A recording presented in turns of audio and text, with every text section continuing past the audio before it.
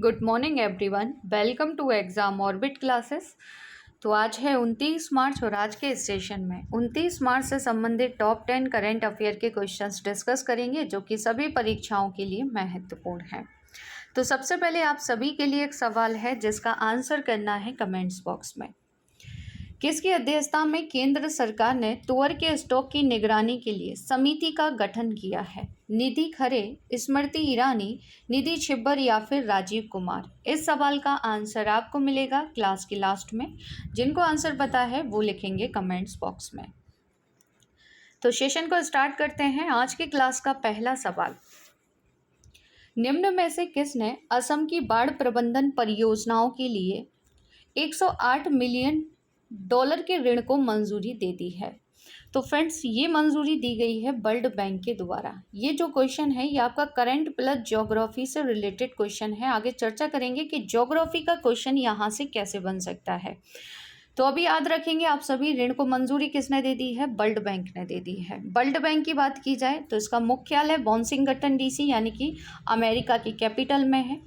विश्व बैंक की स्थापना होती है जुलाई 1944 में। तो फ्रेंड्स, न्यूज़ क्या है कि विश्व बैंक के कार्यकारी बोर्ड ऑफ डायरेक्टर्स ने आपदा तैयारियों में सुधार और बाढ़ पूर्व अनुमान को बढ़ाने के लिए असम राज्य के लिए 108 मिलियन अमेरिकी डॉलर के ऋण को मंजूरी दे दी है। जैसा कि आप सभी जानते हैं कि हर साल असम बाढ़ से बुरी तरह से प्रभावित होता है। विश्व बैंक सहायता प्राप्त असम एकीकृत नदी वेशन प्रबंधन परियोजना। फ्रेंड्स, ये योजना पिछली साल काफ़ी सुर्खियों में रही थी। इस योजना की शुरुआत की जाती है असम गवर्नमेंट के द्वारा और किसके सहयोग से? तो विश्व बैंक की सहायता से। ठीक है, याद रखेंगे आप सभी। फ्रेंड्स, इसी परियोजना के तहत बुरी देहिंग और बेकी नदी घाटियों में काम किया जाएगा। ये दोनों नदियां बहुत महत्वपूर्ण हैं और ये कहीं ना कहीं असम में बुरी तरह से बाढ़ को प्रभावित करती हैं। डिस्कस करेंगे इन दोनों नदियों के बारे में आगे। तो सबसे पहले जान लेते हैं किस नदी के बारे में?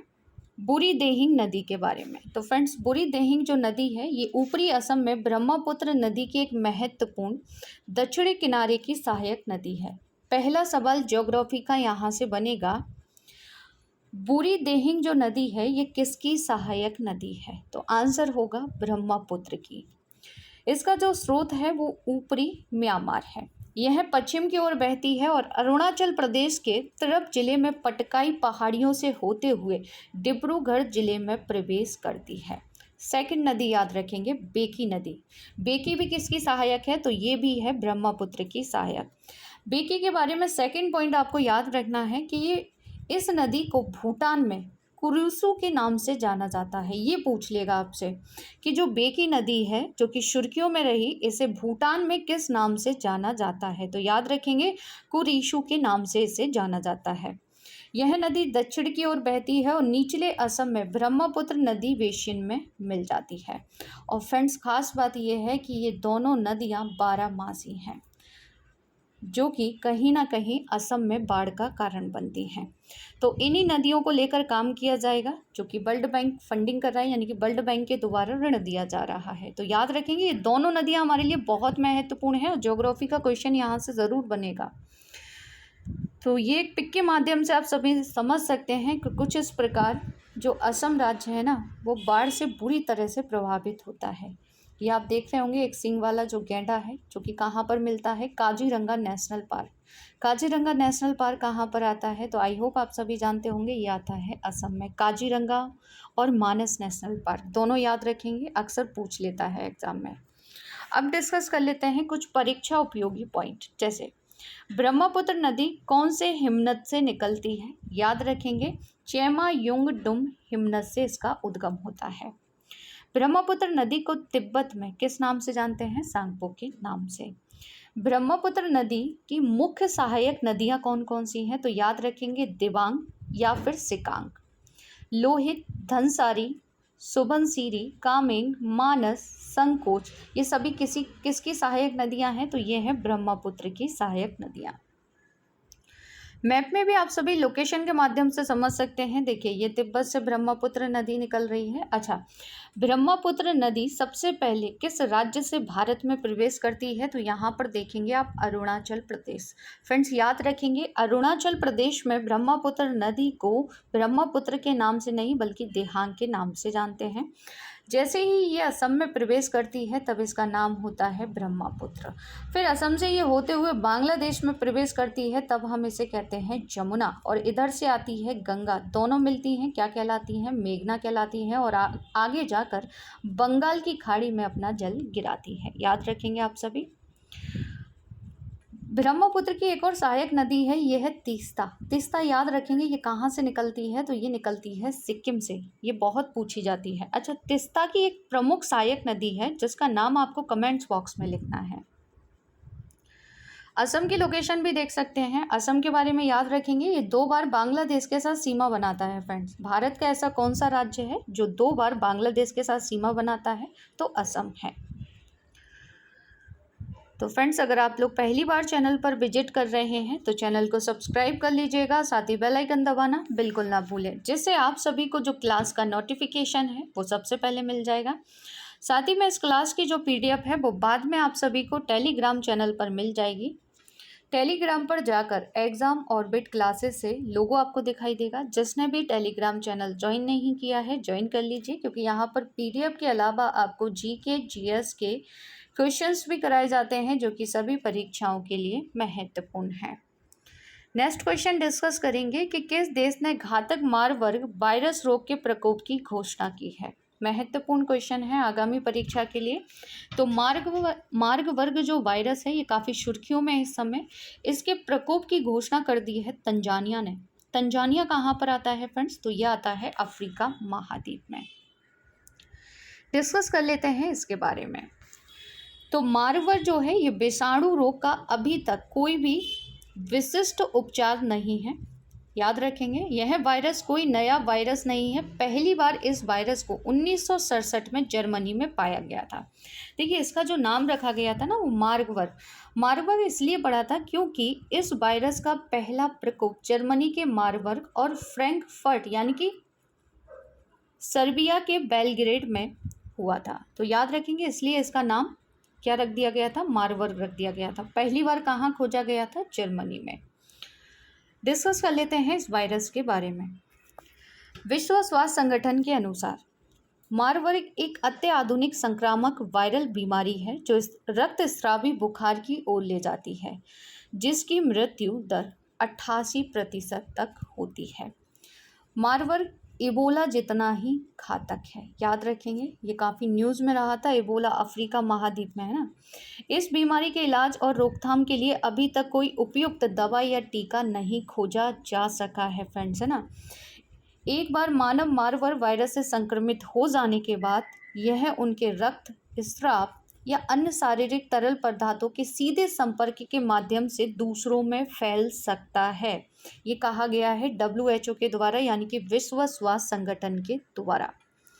आगे डिस्कस करेंगे कुछ एक्स्ट्रा फैक्ट। किस देश में एशिया से भी घातक मलेरिया रोग वाहक का पता चला था? तो ये हाल ही में केन्या में पता चला था। विश्व क्षय रोग दिवस कब मनाते हैं? 24 मार्च को। सीरम इंस्टीट्यूट कहाँ पर संक्रामक रोग और महामारी की तैयारी के लिए एक्सीलेंस केंद्र स्थापित करेगा? हैदराबाद में। डिस्कस करेंगे तंजानिया के बारे में। तो मैप में आप सभी लोकेशन देख लेंगे तंजानिया की। ये है फ्रेंड्स तंजानिया, जो कि अफ्रीका महाद्वीप में स्थित एक देश है। तंजानिया के बारे में आपको क्या क्या याद रखना है? तो तंजानिया के बारे में याद रखेंगे, यहाँ की प्रेसिडेंट हैं सामिया सुलूहू हसन।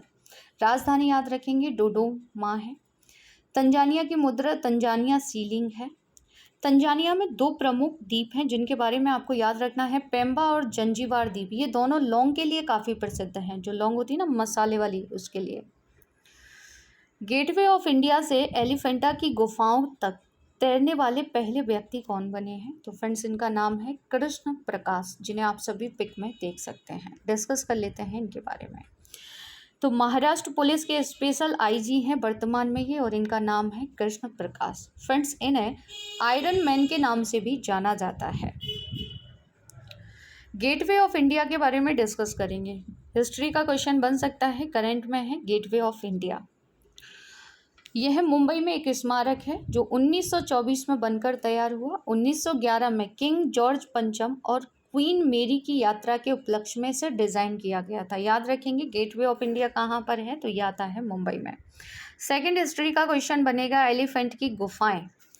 तो यूनेस्को की विश्व धरोहर स्थल यानी कि एलिफेंट की गुफाएं मध्यकालीन भारत के समय से रॉक कट कला और वास्तुकला का एक नमूना है। गुफाएं एलिफेंटा या घारापुरी द्वीप पर स्थित हैं। घारापुरी के नाम से भी इन्हें जाना जाता है। मुंबई शहर से 11 किलोमीटर की दूरी पर यह गुफाएं स्थित हैं। कमेंट्स करके बताएंगे कि भीमबेटका की गुफाएं किस राज्य में अवस्थित हैं। अगला सवाल, भारत की पहली बॉक्साइट प्रमाणित संदर्भ सामग्री BARC और किस संस्था द्वारा विकसित की गई है। तो फ्रेंड्स, इस सामग्री को किसने बनाया है, नालको ने। किसके साथ मिलकर, तो याद रखेंगे इसे मिलकर बनाया गया है भाभा परमाणु अनुसंधान केंद्र के सहयोग से। किसने बनाया है, नालको। याद रखेंगे, नालको के बारे में आगे चर्चा करेंगे। तो यह है भारत का अपनी तरह का पहला बॉक्साइट है और दुनिया में 5वां है। दुनिया में भी याद रखना है और भारत का भी आपको याद रखना है। नेशनल एल्यूमिनियम कंपनी यानी कि नालको, इसका मुख्यालय बहुत पूछा जाता है, कहाँ पर है, उड़ीसा में है। नालको की स्थापना होती है 1981 में। वहीं अगर आपसे पूछ ले कि भाभा परमाणु अनुसंधान केंद्र का मुख्यालय कहाँ अवस्थित है, तो याद रखेंगे ट्राम्बे, मुंबई में। हिंदुस्तान एल्यूमिनियम कॉरपोरेशन का भी याद कर लेंगे, कहाँ पर है, तो यह आता है उत्तर प्रदेश के रेणुकूट में। नेक्स्ट क्वेश्चन है कि नई दिल्ली में किस देश के दूतावास ने स्पेनिश हिंदी फुटबॉल शब्दकोश का लोकार्पण किया है। तो फ्रेंड्स, ये किया गया है स्पेन के द्वारा। याद रखेंगे। स्पेन के वर्तमान में भारत में राजदूत कौन है, तो इनका नाम है जॉस मारिया, जिनके द्वारा लोकार्पण किया गया है नई दिल्ली में। स्पेन के बारे में डिस्कस कर लेते हैं। तो मैप में आप सभी लोकेशन देखेंगे स्पेन की। स्पेन कहाँ पर है, तो यूरोप महाद्वीप में स्थित है स्पेन। स्पेन को मोरक्को से कौन सी जल संधि अलग करती है, बताइए। यहाँ पर कौन सी जल संधि है जो कि स्पेन को मोरक्को से अलग करती है। स्पेन की राजधानी मैड्रिड है, मुद्रा यूरो है। वर्तमान में यहाँ के PM है पेड्रो साचेंज। मध्य प्रदेश के किस महोत्सव को स्पेन के मैड्रिड में भारत के अद्वितीय जल और साहसिक कार्निवल के रूप में सम्मानित किया गया था, हनुमंतिया जल उत्सव। FIH नेशन कप में भारतीय महिला हॉकी टीम ने किस देश को हराकर खिताब जीता था, स्पेन। दुनिया की सबसे बड़ी अंतर्राष्ट्रीय यात्रा प्रदर्शनी फितूर का जो आयोजन है ये कहाँ पर किया गया था, तो याद रखेंगे ये भी हुआ था स्पेन में। अगला सवाल, वर्ष 2023 के लिए असम का सर्वोच्च नागरिक पुरस्कार असम वैभव से किसे सम्मानित किया गया है। तो असम वैभव दिया गया है डॉक्टर तपन सेकिया को। याद रखेंगे इनका नाम। डिस्कस कर लेते हैं कि इन्हें इस सम्मान से क्यों सम्मानित किया गया है। तो यह अवार्ड स्वास्थ्य सेवा यानी कैंसर देखभाल और सार्वजनिक सेवा के क्षेत्र में उनके उल्लेखनीय योगदान के लिए दिया गया है। यह सम्मान गुवाहाटी में आयोजित एक कार्यक्रम के दौरान असम के गवर्नर यानी कि गुलाब चंद कटारिया द्वारा इन्हें प्रदान किया गया है। नेक्स्ट क्वेश्चन है कि state of school feeding world wide report किसने जारी की है। तो फ्रेंड्स, इस रिपोर्ट को आप याद रखेंगे, ये रिपोर्ट जारी की गई है विश्व खाद्य कार्यक्रम के द्वारा। डिस्कस कर लेते हैं इसके बारे में। तो विश्व खाद्य कार्यक्रम की report state of school feeding world wide 2022 के अनुसार कम आय वाले देशों में स्कूली भोजन खाने वाले बच्चों की संख्या में लगभग 4% की गिरावट आई है, जिसमें सबसे गंभीर गिरावट अफ्रीका में देखी गई है, ये इस रिपोर्ट में बताया गया है। नेक्स्ट क्वेश्चन, 27 मार्च 2023 से 2 साल की अवधि के लिए NDTV का स्वतंत्र निर्देशक किसे नियुक्त किया गया है। तो 2 लोगों को किया गया है, UK सिन्हा और दीपाली गोइंका, जिन्हें आप सभी पिक में देख सकते हैं। देखिए, इसमें UK सिन्हा का नाम बहुत महत्वपूर्ण है। UK सिन्हा के बारे में याद रखेंगे कि ये 2011 और 2017 के बीच भारतीय प्रतिभूति और विनिमय बोर्ड यानी कि सेबी के अध्यक्ष के रूप में ये कार्य कर चुके हैं। UK सिन्हा को NDTV के गैर कार्यकारी अध्यक्ष के रूप में भी नामित किया गया है। नेक्स्ट क्वेश्चन है कि रेबीज की रोकथाम और नियंत्रण के लिए राष्ट्रीय रेबीज नियंत्रण कार्यक्रम किसने लॉन्च किया है? तो फ्रेंड्स, ये कार्यक्रम आपसे पूछा जा सकता है क्योंकि इस कार्यक्रम को लॉन्च किया है केंद्र सरकार ने। क्वेश्चन बन सकता है करंट का यहाँ से। विश्व रेबीज दिवस कब मनाते हैं? 28 सितंबर को मनाया जाता है। याद रखेंगे लुईस पास्चर जिन्होंने रेबीज का पहला टीका विकसित किया था। तो ये दो जानकारी रेबीज के बारे में आपको याद रखनी है। अगला सवाल है कि कहाँ की रहने वाली आलिया मीर को वन्यजीव संरक्षण पुरस्कार 2023 से सम्मानित किया गया है? तो फ्रेंड्स, ये पुरस्कार दिया गया है आलिया मीर को और ये कहाँ की रहने वाली हैं? तो ये हैं जम्मू कश्मीर की रहने वाली। आलिया मीर की अगर बात की जाए तो कश्मीर की पहली महिला भी हैं जो वाइल्ड लाइफ SOS संगठन के लिए काम करती हैं। इस संगठन के बारे में आगे चर्चा करेंगे, जो वाइल्ड लाइफ रेस्क्यू टीम का हिस्सा है। ये पुरस्कार इन्हें किसने दिया है? तो उपराज्यपाल मनोज सिन्हा जी के द्वारा दिया गया है। वाइल्ड लाइफ SOS क्या है? तो ये भारत में स्थित एक गैर लाभकारी संगठन है। संगठन का जो उद्देश्य है वो संकटग्रस्त वन्य जीवों को बचाने, उनके पुनर्वास के साथ साथ भारत की प्राकृतिक विरासत को संरक्षित करना है। यह दक्षिण एशिया के सबसे बड़े वन्य जीव संगठनों में से एक है। संस्थापक हैं इसके कार्तिक सत्यनारायण और गीता शेषमणि। स्थापना होती है 1995 में नई दिल्ली में। जम्मू कश्मीर के बारे में क्या क्या याद रखना है? तो देखिए, जम्मू कश्मीर में पहली बार लिथियम का भंडार मिला है। ये पॉइंट आप अच्छे से याद कर लेंगे। जम्मू कश्मीर पूरी तरह से ई-गवर्नेंस मोड में शिफ्ट होने वाला पहला केंद्र शासित प्रदेश बन गया है। महाराजा हरि सिंह की जयंती पर जम्मू कश्मीर में वार्षिक अवकाश घोषित किया गया है। क्लास की शुरुआत में जो क्वेश्चन मैंने आपसे पूछा था कि किसकी अध्यक्षता में केंद्र सरकार ने तुअर के स्टॉक की निगरानी के लिए समिति का गठन किया है? तो निधि खरे की अध्यक्षता में। निधि खरे कौन है? तो याद रखेंगे अपर सचिव हैं वर्तमान में और इनकी अध्यक्षता में यह समिति गठित की गई है। समिति राज्य सरकारों के साथ समन्वय के साथ अरहर के स्टॉक की निगरानी करेगी। अरहर, आई होप आप समझ रहे होंगे ना, अरहर की जो दाल होती है जिसे आप सभी खाते हैं। राष्ट्रीय ध्वज डिस्कस कर लेते हैं top 10 static GK GS question में। राष्ट्रीय ध्वज के इस्तेमाल, प्रदर्शन और फहराने के नियम किस में बताए गए हैं? ध्वज आचार संहिता 2002। यह आचार संहिता कब लागू की गई? 26 जनवरी 2002 को। भारतीय राष्ट्रीय ध्वज को इसके वर्तमान स्वरूप में कब अपनाया गया था? 22 जुलाई 1947 को आयोजित भारतीय संविधान सभा की बैठक के दौरान। हर वर्ष राष्ट्रीय झंडा दिवस कब मनाया जाता है? 22 जुलाई को। तिरंगे को किसने बनाया था? आंध्र प्रदेश के पिंगली वेंकैया ने ये तिरंगा बनाया था, जो कि वर्तमान में हमारा है ना। राष्ट्रीय झंडा फहराते समय सबसे ऊपर कौन सा रंग होता है? केसरिया रंग होता है। सुप्रीम कोर्ट ने किस अनुच्छेद के तहत ध्वज फहराने के अधिकार को मौलिक अधिकार के रूप में घोषित किया है? अच्छे से याद कर लेंगे, ये पूछा जा सकता है। आर्टिकल 19 फर्स्ट के तहत। संविधान सभा के झंडा समिति के अध्यक्ष कौन थे? डॉक्टर राजेंद्र प्रसाद। झंडे के बीच में सफ़ेद पट्टी पर नीले रंग का अशोक चक्र में कितनी तीलियां होती हैं? तो 24 होती हैं। भारत के राष्ट्रीय ध्वज के मध्य में बने चक्र का रंग कैसा होता है? तो फ्रेंड्स याद रखेंगे गहरा नीला होता है। कल की क्लास का रिवीजन कर लेते हैं। नामीबिया से लाई गई मादा चीता सासा का निधन हो गया है। कहाँ पर? तो कूनो नेशनल पार्क में। महिला प्रीमियर लीग का जो फाइनल है ये खेला गया था कहाँ पर? ब्रेबोर्न स्टेडियम में, जो कि कहाँ पर आता है? नवी मुंबई में। अरावली ग्रीन बॉल परियोजना का शुभारंभ किया था भूपेंद्र यादव ने। किसके सह संस्थापक गॉर्डन मूर का 94 वर्ष की आयु में निधन हो गया? तो ये थे किसके सह संस्थापक? इंटेल के। पिक में आप सभी ने देख सकते हैं। ICAR के कुड्डालोर में मछली की नई प्रजातियों की खोज की। इसका जो नाम है वो किस राज्य के नाम पर रखा गया है? तो याद रखेंगे तमिलनाडु। MT वासुदेवन नायर को किस राज्य के सर्वोच्च नागरिक सम्मान से सम्मानित किया गया है? केरल। हाल ही में वायु प्रहार नामक 96 घंटे का बहु डोमेन वायु और भूमि अभ्यास किसने किया? तो ये किया गया था भारतीय सेना और भारतीय वायुसेना के द्वारा। स्वास्थ्य बीमा धारकों के लिए एनीवेयर कैशलेस किसने शुरू किया है? आईसीआईसीआई लैम्बोर्ट जनरल इंश्योरेंस ने। एएचएफ एथलीट एम्बेसडर के रूप में किसकी नियुक्ति की गई है? तो याद रखेंगे इनका नाम है Salima Tete. Switch open super series 300 tournament में मेंस डबल का जो खिताब है ये जीता है किसने? सात्विक साईराज रंकी रेड्डी और चिराग शेट्टी दोनों ने मिलकर जीता है।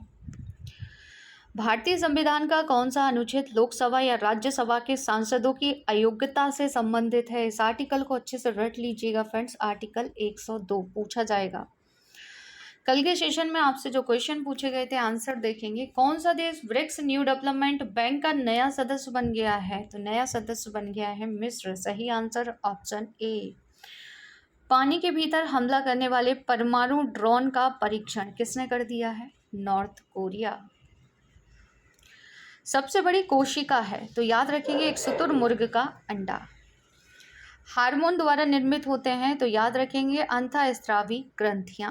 सही आंसर होगा इसका। अब आप सभी के लिए कुछ सवाल हैं जिनके आंसर करने हैं कमेंट्स बॉक्स में। पहला सवाल, मध्य प्रदेश के कूनो नेशनल पार्क में दक्षिण अफ्रीका से कितने चीते लाए गए? नेक्स्ट क्वेश्चन, एरोस्पेस प्रमुख बोइंग द्वारा भारत के किस शहर में पहला ग्लोबल सपोर्ट सेंटर स्थापित करने की घोषणा की गई है? अगला सवाल, जून की 21वीं तारीख को सूर्य, इसमें से आपको बताना है कि कौन सा ऑप्शन सही होगा। आंसुओं में कौन सा पदार्थ घुला रहता है? तो फ्रेंड्स इन सभी के आंसर आपको करने हैं कमेंट्स बॉक्स में। आज का ये सेशन आपको कैसा लगा कमेंट्स करके ज़रूर बताइएगा। अगर क्लास अच्छी लगी हो तो क्लास को ज़्यादा से ज़्यादा शेयर कीजिएगा, लाइक कीजिएगा और चैनल को सब्सक्राइब ज़रूर कर लीजिएगा। मिलते हैं नेक्स्ट सेशन में एक नए टॉपिक के साथ। तब तक के लिए जय हिंद, जय भारत।